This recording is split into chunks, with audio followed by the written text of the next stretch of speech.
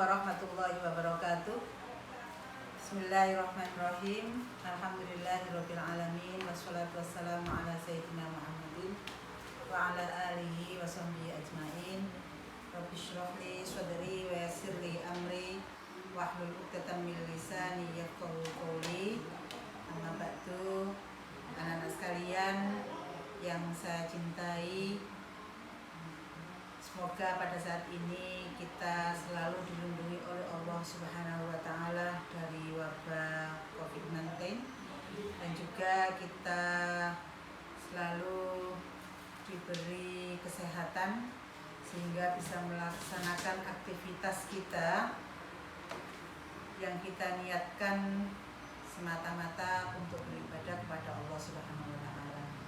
Anak-anak sekalian yang saya hormati, pada acara Matsamah tahun pelajaran 2021-2022 kali ini, saya Bu Azifah akan menyampaikan materi tentang kesetaraan dan juga diskriminasi.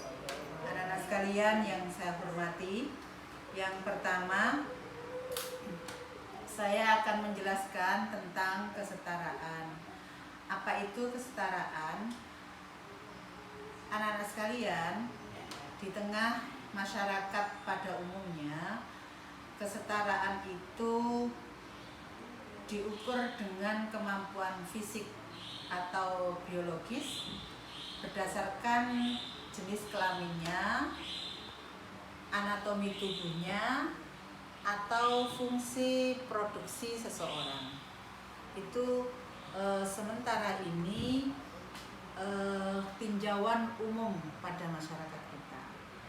Jadi kalau laki-laki pada umumnya memiliki fisik yang lebih besar, kemudian lebih berbobot, dan memiliki reproduksi sperma sehingga dapat membuai lawan jenisnya. Sedangkan perempuan itu berdasarkan anatominya, tubuhnya dapat hamil dan dapat mereproduksi ASI yang bermanfaat untuk anak-anaknya. Kemudian anak-anak sekalian, dari dua sisi tinjauan anatomi tersebut, dalam semua segi kehidupan antara laki-laki dan perempuan itu dapat berperan secara bersama-sama. Akan tetapi ini tidak mudah dan membutuhkan waktu untuk menyetarakannya.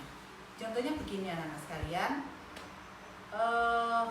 apabila antara laki-laki dan perempuan itu dalam satu keluarga, kemudian kondisi anaknya sakit, maka di situ si ibu dapat mendampingi anaknya, misalnya untuk melakukan penurunan suhu badannya, untuk memberikan ASI-nya. Sedangkan si bapak bisa melakukan hal yang lain, misalnya untuk menyelesaikan urusan cuci baju atau memasak bahkan. Nah, anak-anak sekalian yang saya hormati, antara laki-laki dan perempuan dalam hal pendidikan itu memiliki hak yang sama. Tidak ada diskriminasi yang membedakan bahwa si A dan si B itu ada kotak-kotak tersendiri di dalam memperoleh pendidikan. Akan tetapi tetap dibatasi pada intelijensinya. Jadi ketika anak-anak yang berkebutuhan khusus, ya, ini ada lembaga pendidikan tersendiri yang memberikan wadah, namanya SLB. Akan tetapi untuk saat ini diperbolehkan juga, misalnya anak-anak yang berkebutuhan khusus kemudian kepingin orang tuanya atau anaknya sekolah di sekolah yang normal, itu diperbolehkan dengan ketentuan-ketentuan yang sudah diatur dalam aturan pendidikan tersendiri. Kemudian anak-anak sekalian, kesetaraan bagaimana tinjauannya dalam perspektif Islam, ya. Jadi Islam sendiri itu mengatur anak-anak sekalian, ya, dalam hadis Rasulullah, dalam Al-Quran surat An-Nahl ayat 97 itu disebutkan, a'udzubillahi minasyaitonirrajim, bismillahirrahmanirrahim, man 'amila sholihan min dzakarin aw unsa wa huwa mu'minun falanuhyiyannahu hayatan thayyibah wa lanajziyannahum ajrahum bi ahsani ma kanu ya'malun. Barang siapa yang mengerjakan amal soleh tanpa melihat, ya, tanpa melihat baik laki-laki maupun perempuan dalam keadaan beriman, maka sesungguhnya akan kami berikan kepadanya kehidupan yang baik. Jadi ayat ini jelas sekali, Allah tidak akan memberikan keistimewaan tersendiri bagi laki-laki bila melakukan sesuatu hal yang sama yang dilakukan oleh orang perempuan. Semuanya akan mendapatkan prioritas di depan Allah, ya, bila melakukan hal-hal yang sesuai dengan ridhonya. Sekarang anak-anak sekalian, coba kita berpikir, kira-kira apa yang akan terjadi apabila semua yang ada dalam kehidupan ini disamakan antara laki-laki dan perempuan tanpa melihat kemampuan fisiknya. Misalnya begini, bila laki-laki ronda, maka perempuan itu juga ronda juga. Bila pria menarik becak, kemudian laki-laki juga menarik becak juga. Bila pria memanjat pohon, kemudian wanita juga memanjat pohon. Coba kita renungkan sejenak, atau sebaliknya.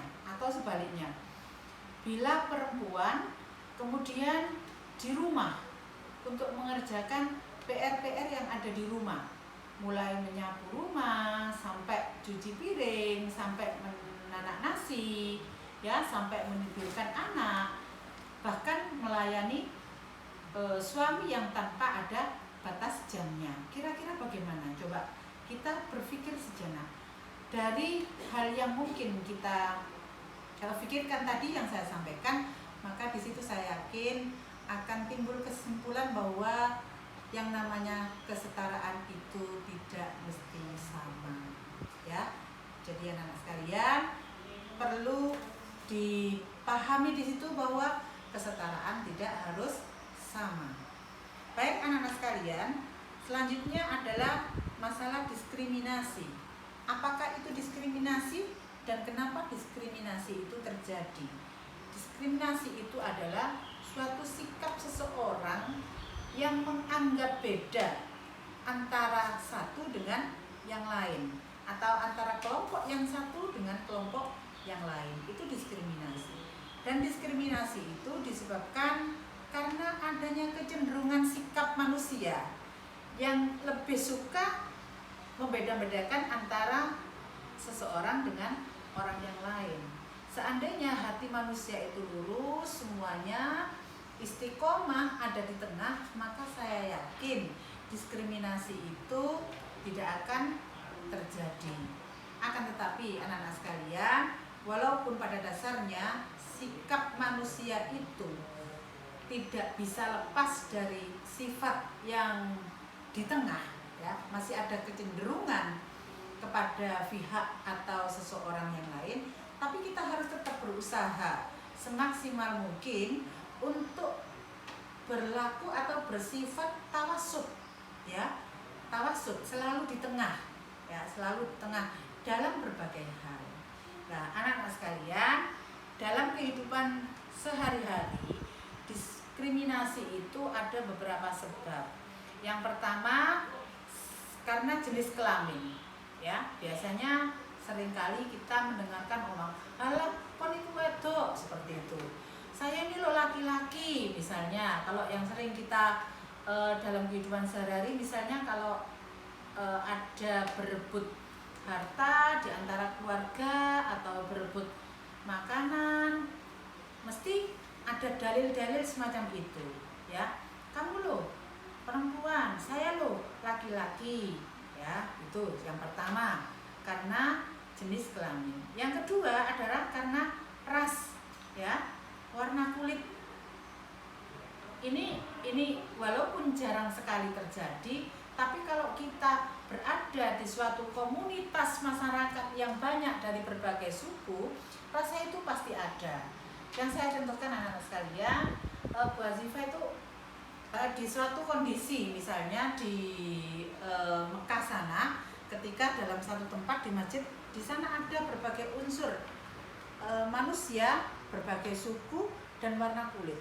Ada yang kulitnya putih sekali sehingga bulu matanya pun nampak putih. Ada manusia yang hanya matanya saja yang kelihatan, ya. Nah, kadang-kadang kalau kita tidak memiliki rasa untuk tasamuh, ya, saling menghormati, maka kita akan melakukan diskriminasi. Oh, orang itu hitam, saya tidak boleh dengan orang itu. Tapi anak-anak sekalian, pengalaman Bu Azifah sampai saat ini, orang yang wajahnya jelek, misalnya menurut dohirnya, menurut penampakan luarnya, orang yang hitam, itu belum tentu hatinya seperti wajahnya. Dan orang yang berpenampilan sempurna atau lebih tampan, lebih ganteng, lebih elok, ya, lebih putih, lebih cantik, itu pun tidak menjamin akan kebaikan hatinya. Jadi ada kaidah, ya, ada kaidah dalam usul fikih, ad-dhahiru la tadullu 'alal batin. Jadi dohir itu kadang-kadang tidak menampakkan sebenarnya batin, ya. Kemudian diskriminasi yang berikutnya yang biasa timbul adalah disebabkan karena agama. Seperti di Indonesia, anak-anak sekalian, kita ini memiliki 6 agama yang ada di Indonesia. Memang mayoritas masyarakat di Indonesia adalah beragama Islam. Terutama kalau kita berkehidupan di Betoyo sini, maka mayoritas masyarakatnya beragama Islam, insya Allah. Tapi bila kita sudah keluar ke Gresik kota saja, atau yang satu kecamatan dengan kita di GKP sana, maka di sana ada berbagai macam agama, ya, masyarakat yang harus kita hormati. Baik ketika mereka melakukan perayaan keagamaannya atau melakukan ibadah. Kalau hati kita itu merasa sakit bila disentuh, maka jangan sekali-kali menyentuh orang lain yang membuat hatinya sakit. Itu prinsip anak-anak sekalian. Jadi biarkanlah agama itu menjadi keyakinannya, tapi dalam kehidupan masyarakat kita harus tetap satu, ya. Dalam Al-Quran sudah banyak sekali masalah keagamaan ini harus dipagar dengan jelas. Lakum dinukum waliyadin, lana a'maluna walakum a'malukum. Sudah, itu menjadi resikonya masing-masing dalam kehidupan beragama. Kalau kita sudah yakin terhadap agama kita, ini agama Islam, tugas kalian adalah untuk mencari tahu kebenaran itu sebenar-benarnya, kemudian kita yakini dan kita tetap menghormati keyakinan orang lain. Kemudian anak-anak sekalian, penyebab diskriminasi berikutnya adalah masalah asal muasal, ya. Asalnya dari mana? Misalnya asalnya dari suku Madura, ini asalnya dari suku Arab, misalnya ini dari suku Jawa. Ini kalau anak-anak masih di sini saja itu belum begitu banyak. Kita ini bergaul dengan orang-orang yang asal muasalnya beda. Tapi kalau sudah misalnya ke pasar Gresik sana, itu sudah banyak orang yang dari Batak, yang dari Madura, yang dari Jawa, yang dari Solo misalnya, yang karakteristiknya itu beda-beda. Ada yang halus, ada yang kasar, ya, dan semuanya itu harus kita pahami. Kita tidak boleh mendiskreditkan mereka dalam bersikap atau menentukan hukum. Kemudian yang berikutnya adalah asal negara, ya. Asal negara ini juga sering terjadi bila anak-anak besok, saya doakan semua seluruh guru murid MTS MA ini besok bisa ziarah ke makam Rasulullah dan juga bisa melakukan ibadah haji atau umroh. Kalau sudah di sana anak sekalian, kita bertemu dengan orang yang sesama suku kita Asia Tenggara. Kita juga bertemu dengan orang Amerika, kita juga bertemu dengan orang Islandia, kita juga bertemu orang Afrika. Sudah semua masyarakat dari negara yang ada di lapisan dunia ini ada di sana. Kita tidak boleh membeda-bedakan, ya. Kemudian yang menjadikan penyebab diskriminasi berikutnya adalah politik, ya, hak politik biasanya. Nah, di Indonesia misalnya anak-anak sekalian, mungkin anak-anak sudah mengenal beberapa partai yang ada di sini. Misalnya ada PKB, ada P3, ada Golkar, ada PDIP, ada Nasdem, ada Demokrat dan sebagainya. Ini tidak boleh kita campur adukkan ketika kita dalam kehidupan bermasyarakat, apalagi dalam pendidikan. Tidak boleh.